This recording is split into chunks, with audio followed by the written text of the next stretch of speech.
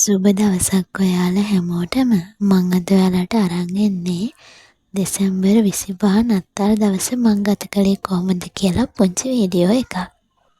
ඉතින් ඔන්න උදේම අපි ගියා කොරටුවට. මේ බටු පැලේ නම් අපේ අම්මා තමයි හිටියේ බලන්නකෝ. එයා මේකේ පුංචි බටු ගෙඩියක් දෙනකන් ගොඩාක් ආසාවෙන් බලන් හිටියා. කොහොම හරි ඔන්න දැන් මේකේ පුංචි බටු ගෙඩියක් එයාට තෑගි දීලා තිබුණා. ඔන්න ඊට පස්සේ මම ගියා මගේ දඹල වැල ගාවට. ඉතින් ගෙදරත් කලින් කඩපු දඹල ටිකකුත් තිබුණා. ඉතින් මට හිතුණා මේ ටිකත් අපරාධ නිසා මේ ටිකත් එකට දාලාම රසවනස දඹල බැදුමකුත් හදාගන්න පුළුවන් කියලා.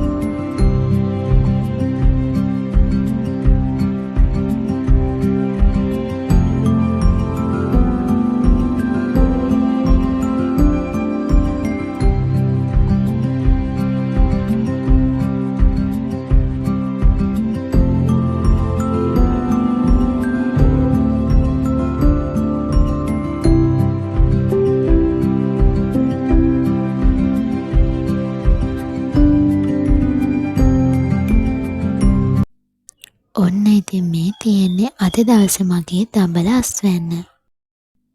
අද නත්තල් නිසා මට හිතුණා මගේ කාමරේ තියෙන නත්තල් ගහ කොස්සෙන් තියන්න ඕනි කියලා.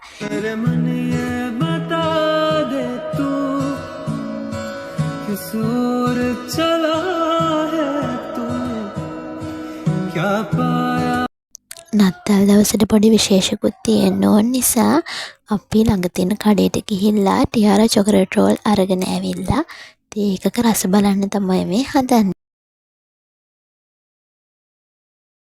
මට හිතුණා ඉතින් අද ගෙදර ඉන්න එකේ පීසා හදන්න ඕනි කියලා. ඉස්සර නම් ඉතින් මම ගොඩක් වෙලාවට මේවා හදනවා. ඒ වුණාට වැඩත් එක්කලා ඇත්තටම ඒවා හදන්න වෙලාවකුත් නැහැ. ඉන්න දවසට හදන්නත් කම්මැලිකමක් වගේ දැනෙනවා.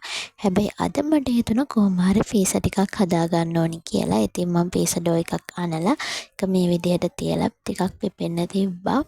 දැන් හරිම සොෆ්ට් එකට මේක හැදිලා තියෙනවා.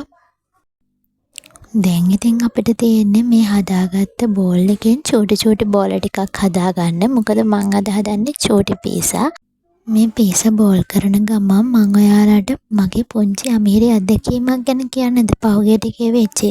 පහුගිය ටිකේ මගේ නංගිට බෙහෙත් ගන්න ගිහිල්ලා ඩොක්ටර් කෙනෙක් ඩෝස් එක වරද්දලා දීලා ඇත්තටම ඕවර්ඩෝස් අධිමාත්‍රාවෙන් තමයි ගිහිල්ලා තියෙන්නේ. ඉතින් එතකොට එයාට ගොඩාක් අසනීප වෙලා ගොඩාක් අමාරු වුණා. ඉතින් මම ඔයාලට මේක කියන්න හිතුවෙම ඔයාලත් ඩොක්ටර් කෙනෙක් ගාවට යනවා නම් අනේ චුට්ටක් Google සර්ච් කරලා හරි හොයලා බලලා බීලා නැති බෙහෙත් වර්ගයක් දෙනවා නම් ඒක මොකක්ද ඇයි ඒක දෙන්නේ ඒක කොච්චරක් දෙනවද ඒ දේවල් ගැන චෝටි හරි කියන්නේ අවබෝධයක් අරගෙන කෙනෙක්ට දෙන්න. ඩොක්ටර් කෙනෙක් නියම කරපු පළියටම දැන් අපිට මේ බෙහෙත් එක දෙන්න බැරි තත්ත්වයට ඇවිල්ලා තියෙනවා. ඉතින් අපි කොච්චර කම්ප්ලේන් කරත් කොච්චර වාද කරන්න ගියත් අන්තිමට තීරමක් වෙන්නේ නැහැ. අපේ කෙනාගේ ජීවිතය රැක ගන්න අපි දැනගන්න ඕනේ. ඉතින් මම මේක ඔයාලට කියන්නත් හිතුවේ මේ වගේ අමිහිරි අත්දැකීමක් ඊට පස්සේ වෙන කාටවත් නොවෙන්න මම වග බලා ගන්න ඕනේ කියලා මට හිතෙච්ච නිසා. ඉතින් කතාවෙන් කතාව මම පීසා ටිකත් මේ විදිහට හදලා ඉවර කරගත්තා. ඔන්න මේ තියෙන්නේ මං හදාගත්ත රසම රස පීසා ටික. දැන් අපි මේ හදන්නේ සමන් දේවාලය යන්න. ඉතින් අද නිවාඩු දවසක් නිසා අපිට හිතුණා කට්ටියටම නිවාඩුත් නිසා සමන් දේවාලය යන්න ඕනේ කියලා. ඉතින් මම මේ මල් කඩන්න පාරේ යනකොට පේනවනේ මගේ පස්සෙන් ඉතින් එන්නේ කවුද කියලා. මම එළියට ගියොත් එයා මගේ පස්සෙන්ම තමයි. දැන් ඔය මම මල් කඩනකන් ඉතින් එයා මගේ පස්සෙන් එහෙට යනවා මෙහෙට යනවා එහෙට යනවා මෙහෙට යනවා. බලන්නකො නේද තිරිසන් සතෙක් වුණත් ඒගොල්ලෝ ගාව මනුස්සකම තියනවා කියන්නේ ඒක වෙන්නේ නැති. මම යන්තම් එළියට ගියත් එයා එළියට එනවා. මට තනියෙන් කොහෙටවත් යන්න දෙන්නේ නැහැ. මම උදේ නැගිටලා මිදුලට ගියත් එයා පස්සෙන් එනවා. ඉතින් ඒ තරම් ආදරේ මං හිතන්නේ සමහර මිනිස්සු ගාවත් තියෙනවාද කියලා. ඇත්තටම ඒගොල්ලෝ තිරිසන් ආත්මයක ඉපදුනාට ඒගොල්ලෝ ගාව මනුස්සකම තියෙනවා කියලා මට හිතෙනවා. ඉතින් අපි මේ සමන්දේ වාලට යන ගමන් ATM එකට ආව සල්ලි වගේක් ගන්න. ඉතින් සල්ලිත් ඕනේ. අපි ගමන් නිවන් යනකොට කාඩ් එක නම් මගේ නෙවෙයි අපේ අම්මගේ. ඔතින් දැන් අපි මේ සමන්දේ වාල භූමියට ඇතුල් වුණා. ඇත්තටම ටිකක් වහින දවසක් අද ඔය යන්නේ. ඉතින් අපේ නංගි වීඩියෝ දකිද්දි ඉතින් දුක හිතෙන ඔයා ලෙඩ වෙලා ඉන්න විදිහ මතක් වුණාම. ඔත්තට ඉතින් මොනා කරන්නේ? ඉතින් අපි හිතන දේවල්ම නෙවෙයි වෙන්නේ. ඉතින් මේ හොඳටම වැස්ස දවසක් ඒ වුණාට යන්තම් මේ වෙලාවේදී නම් පායලා තිබුණා. ඉතින් සමන්දේ වාලේ කියන්නේ ගොඩාක් ලොකු අණුවස් තියෙන තැනක්. අපේ රත්නපුරේ අපි ඉන්න හැමෝම මොන දෙයක් වුණත් මොන දෙයකට වුණත් එන්නේ මෙතෙන්ට සමන්දවියන්ගේ ආශිර්වාදය ගන්න. ඒක අපිට නොඅඩුව ලැබෙනවා. ඒක අපේ විශ්වාසයක්.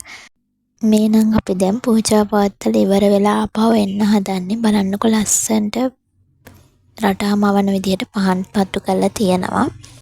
බලන්නකො අද හඳ පායලා තියෙන ලස්සන.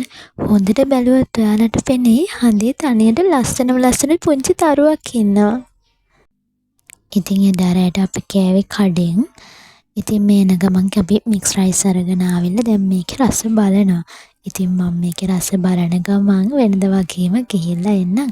වෙනද වගේම ඔයාලා හැමෝටම ගොඩාක් ස්තුතියි මාව අහන් හිටියටයි මාව බලන් හිටියටයි.